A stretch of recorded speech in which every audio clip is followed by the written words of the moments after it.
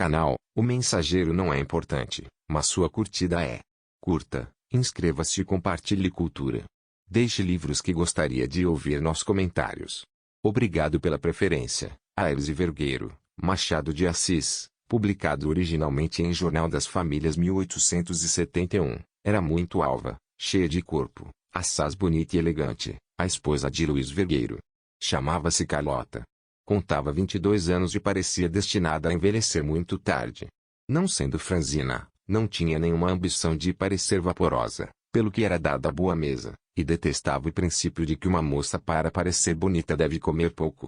Carlota comia sofrivelmente, mas em compensação só bebia água, uso que, na opinião do marido, era causa de se lhe não afoguearem as faces como convinha a uma beleza robusta. Requestada por muitos rapazes no ano da maioridade, deu ela preferência ao Sr. Luís Vergueiro que, posto não fosse mais bonito que os outros, tinha qualidades que o punham muito acima de todos os rivais. Destes se podia dizer que os movia a ambição, tinham geralmente pouco mais que nada. Vergueiro não era assim. Iniciava um negociozinho de fazendas que lhe ia dando esperanças de enriquecer, ao passo que a amável Carlota apenas tinha aí uns 10 contos, dote feito pelo padrinho.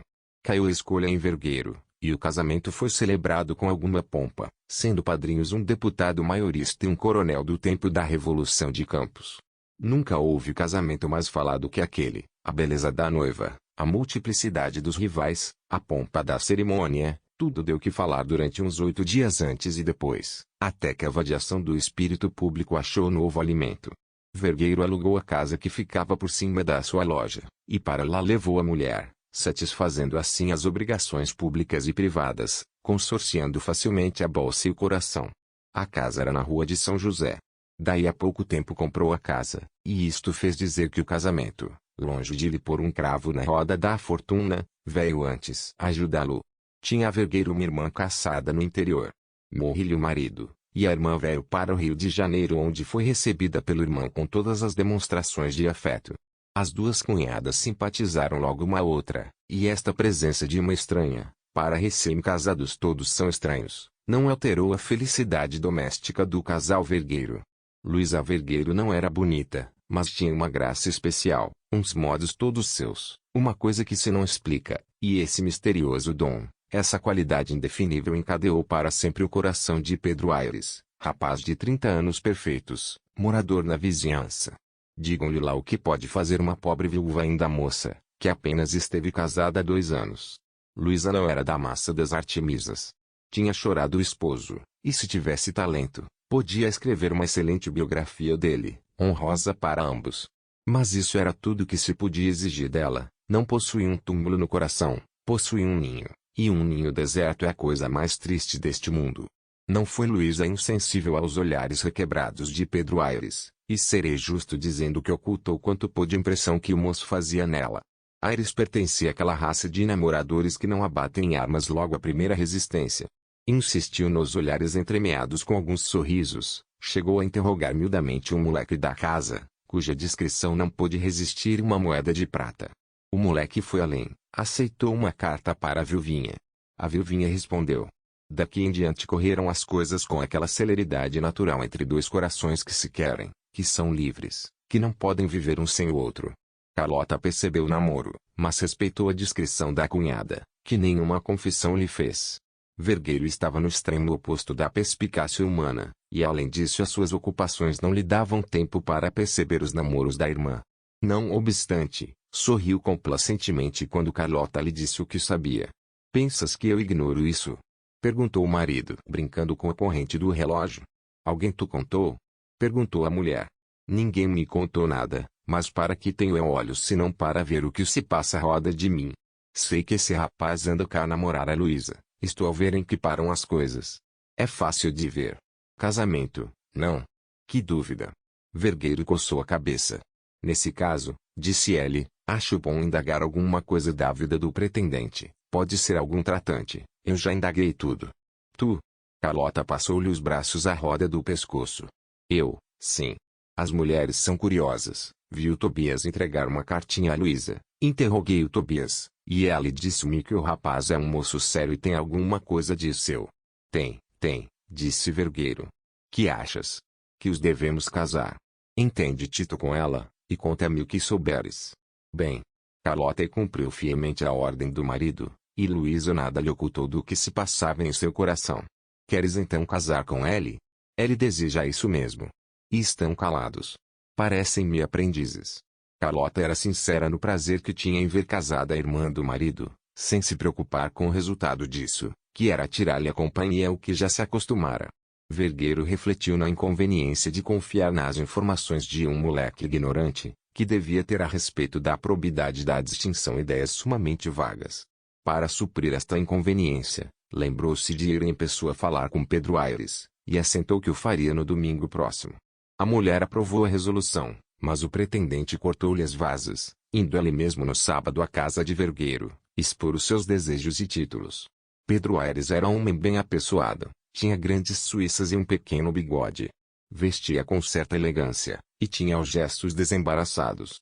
Algum severo juiz podia achar-lhe um inexplicável horror à gramática, mas nem Vergueiro, nem Carlota, nem Luísa, estavam em melhores relações com a mesma senhora, de maneira que este pequeno se não passou completamente despercebido. Aires deixou a melhor impressão em toda a família.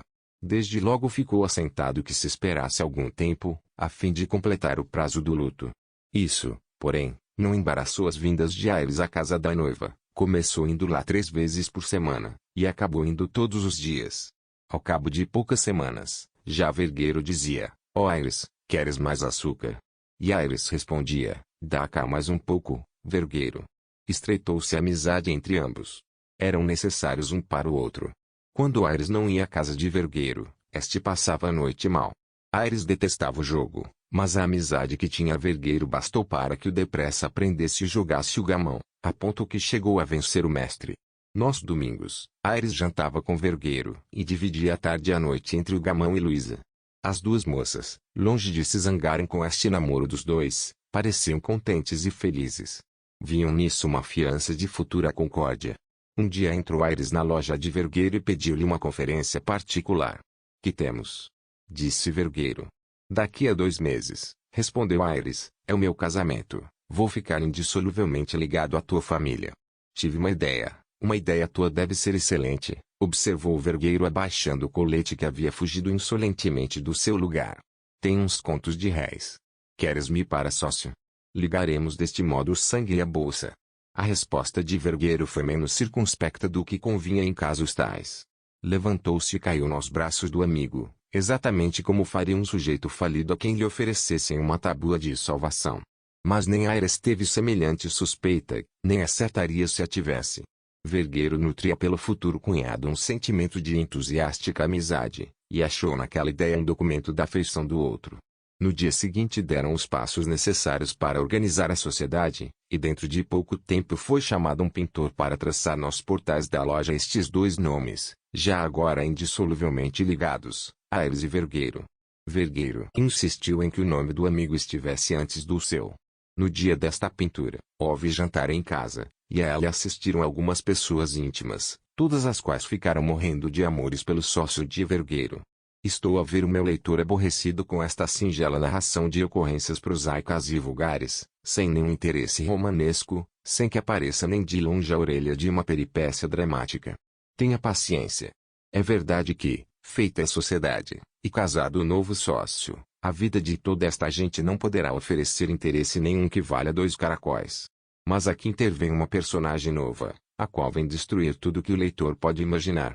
Não é só uma personagem, são 2, irmãs ambas poderosas, a doença e a morte. A doença entrou por casa de nosso amigo Vergueiro e prostrou na cama durante 2 longos meses a viúva noiva. Não se descreve o desespero de Aires vendo o estado grave daquela quem ele amava mais que tudo. Esta circunstância de ver o amigo desesperado, aumentou a dor de Vergueiro, que já devia sentir bastante com os padecimentos da irmã. Do que era a moléstia, divergiram os médicos, e todos eles com sólidas razões. O que não provocou nenhuma divergência da parte dos médicos, nem das pessoas da casa, foi o passamento da moça que se verificou às 4 horas da madrugada de um dia de setembro. A dor de Aires foi tremenda, atirou-se ao caixão quando os convidados o vieram buscar para o cote e não comeu um pedaço de pão durante 3 dias. Vergueiro e Carlota recearam pela saúde e até pela vida do malfadado noivo, pelo que foi assentado que ela se mudaria para a casa de Vergueiro, onde seria vigiado de mais perto. Seguiu-se a expansão daquele imenso infortúnio, um abatimento prolongado, mas a alma readquiriu as forças perdidas, e o corpo com ela se foi restabelecendo. No fim de um mês já o sócio de Vergueiro assistia ao negócio e dirigia a escrituração. Com verdade se diz que é nos grandes infortúnios que se conhecem as verdadeiras amizades. Aires encontrou da parte do sócio e da mulher a mais sublime dedicação. Carlota foi para ele uma verdadeira irmã, ninguém levou mais longe e mais alto a solicitude. Aires comia pouco, arranjou-lhe ela comidas próprias para lhe vencer o fastio. Conversava com ela longas horas, ensinava-lhe alguns jogos, lia-lhe o Saint Clair das Ilhas, aquela velha história de uns desterrados da Ilha da Barra. Pode-se afiançar que a dedicação de Carlota foi o principal medicamento que restituiu a vida ao nosso Pedro Aires. Vergueiro aplaudia em peito o procedimento de sua mulher. Quem meu filho beija, minha boca doça, diz um adágio. Vergueiro tinha para com os sócios extremos de pai. Tudo o que se fizesse ao Aires, era agradecido por ela e do fundo da sua grande alma. Nascida da simpatia, criada no infortúnio comum, a amizade de Aires e Vergueiro assumiu as proporções do ideal. Na vizinhança, já ninguém recorria às expressões proverbiais para significar uma amizade íntima. Não se dizia de dois amigos, são unha e carne. Dizia-se, Aires com o Vergueiro. Diógenes teria achado ali um homem, e realmente ambos formavam uma só criatura. Nunca mais sucedeu andarem com roupa de cor, fazendo ou feitio diferentes. Vestiam-se igualmente, como se até nisso quisessem mostrar a perpétua aliança de suas nobres almas. Faziam mais. Compravam chapéus e sapatos do mesmo dia, ainda que um deles os houvesse estragado menos que o outro. Jantar, baile ou passeio a que um fosse havia de ir o outro por força, e ninguém se animava a convidá-los separadamente. Não eram, pois, dois sócios simples que procuravam dos seus esforços juntos obter cada qual a sua riqueza. Não. Eram dois amigos íntimos, dois corações iguais, dois irmãos siameses, eternamente vinculados na terra, labutando para alcançar os bens da sorte, mas sem nenhuma ideia de os separarem jamais. E a fortuna os ajudou, por maneira que dentro de 2 anos já havia ideia de liquidar o negócio, e irem os dois e mais Carlota viver tranquilamente em uma fazenda, comendo ganhado na graça de Deus e pleno esquecimento dos homens. Que mau demônio, que ruim espírito veio meter-se entre eles para lhes impedir esta excelente ideia. A fortuna varia como a mulher, depois de os haver favorecido, começou a desandar. Meteram-se eles em negócios arriscados e perderam alguma coisa. Todavia ainda tinham um bom pecúlio. Vamos liquidar? Perguntou um dia Aires a Vergueiro. Vamos. Inventariaram as fazendas, cotejaram o seu valor com a soma das dívidas, e repararam que, se pagassem integralmente aos credores, ficariam com uma soma mesquinha para ambos. Continuemos o negócio, disse Aires, trabalharemos até resgatarmos a antiga posição. Justo. Mas eu tenho uma ideia, disse Vergueiro. E eu tenho outra, respondeu o sócio. Qual é a tua? Dita e domingo. E eu comunicarei nesse mesmo dia a minha ideia, e veremos qual delas serve, ou se combinam ambas. Seria coisa extremamente nova, e até certo ponto digna de pasmo, que aqueles modelos da verdadeira amizade tivessem ideias divergentes. A ideia anunciada para o domingo seguinte era a mesmíssima ideia, tanto no cérebro de Aires, como no de Vergueiro. Consistia em liquidar a surrelfa, iriam vendendo pouco a pouco as fazendas, e sairiam da corte sem dizer adeus aos credores. A ideia não era original, bonita parece que também não, mas era útil e praticável. Ficou assentado que esta resolução não seria comunicada à mulher de Vergueiro. Reconheço, dizia Aires, que é uma senhora de alta prudência e rara discrição, não tem dúvida. Mas o espírito das senhoras é cheio de alguns escrúpulos, e se ela nos fosse a mão, tudo ficaria perdido. Estava pensando a mesma coisa, observou o Vergueiro. Concordes na promessa, não menos o foro na infidelidade. No dia seguinte, Aires ia comunicar confidencialmente o plano à esposa de Vergueiro, e começou a dizer, nós vamos liquidar aos poucos, já sei, respondeu Carlota, ele já me disse tudo. Façamos justiça a esta distinta moça, depois de tentar dissuadir o marido do projeto, tentou dissuadir o sócio, mas tanto um como o outro ostentaram uma tenacidade de ferro em suas opiniões. Divergiam no modo de encarar a questão. Vergueiro não contestava a imoralidade do ato, mas achava que o benefício compensava a imoralidade. Reduziu a dissertação a essa expressão popular, ande eu quente e ria-se a gente. Aires não admitia que o projeto ofendesse as leis da moral. Ele começava separando a moral e o dinheiro. O dinheiro é coisa disso tão mesquinha, que não podia penetrar na região sublime da moral. Deus, observava ele, não quer saber quanto pesam as algibeiras, quer saber quanto pesam as almas. Que importa que as nossas algibeiras estejam pesadas de dinheiro, contanto que as nossas almas estejam leves de pecados. Deus olha para as almas, não olha para as algibeiras. Carlota alegou triunfalmente um dos 10 mandamentos da lei de Deus, mas o sócio de Vergueiro fez uma tão complicada interpretação do texto bíblico, e falou com tanta convicção, que o espírito de Carlota não achou resposta suficiente, e aqui parou a discussão. Aqui se não acostuma o coração humano. Lançada uma semente no coração da moça, depressa germinou, e o plano secreto passou a ser assunto de conversa entre os 3 conjurados. A execução do plano começou e prosseguiu com espantosa felicidade. A firma Aires e Vergueiro era tão honrada, que os portadores de letras e outros títulos, e até os que não tinham títulos, foram aceitando todas as delongas que os 2 sócios lhes pediam. As fazendas começaram a ser vendidas a resto de barato, não por anúncio, o que seria dar na vista, mas por informação particular que passava de boca em boca. Nestas e noutras ocupações se abismava o saudoso espírito de Pedro Aires, já agora deslembrado da desditosa Luísa. Que querem? Nada é eterno neste mundo. Nada liga mais fortemente os homens que o interesse. A cumplicidade dos 2 sócios apertou os vínculos da sua proverbial amizade. Era ver como eles delineavam entre si o plano da vida que os esperava quando estivessem fora do império. Protestavam gozar do dinheiro sem recorrer às alternativas do comércio. Além dos prazeres comuns, Vergueiro possuía os do coração. Tenho Carlota, dizia ele, que é um anjo. E tu, meu Aires? Por que te não casarás também? Aires desatou do peito um suspiro e disse com voz trêmula, casar? Que mulher há mais neste mundo que possa fazer a minha felicidade?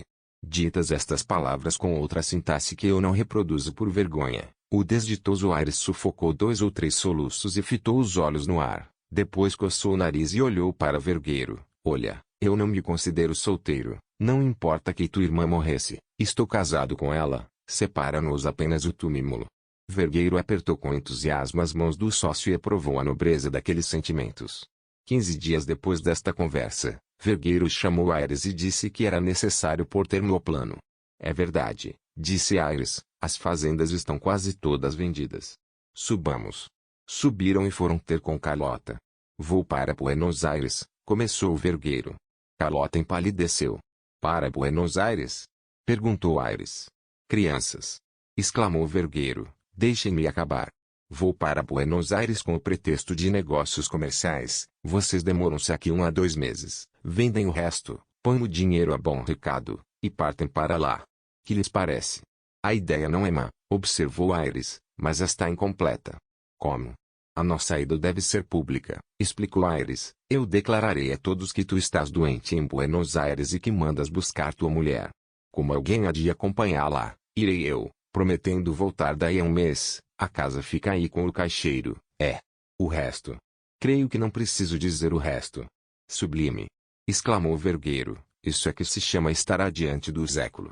Assentado isto, anunciou aos amigos e credores que uma operação comercial levava ao Rio da Prata, e tomando passagem no Brigue Condor deixou para sempre as plagas da Guanabara. Não direi aqui as saudades que sentiram aqueles 2 íntimos amigos, quando se separaram, nem as lágrimas que verteram, lágrimas dignas de inspirar mais adistradas penas do que a minha.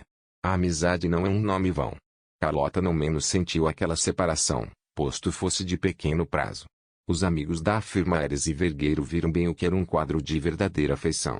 Aires não era peco, apressou a venda das fazendas, realizou em boa prata o dinheiro da caixa, e antes de 6 semanas recebeu de Buenos Aires uma carta em que Vergueiro dizia que estava de cama, e pedia a presença de sua querida mulher.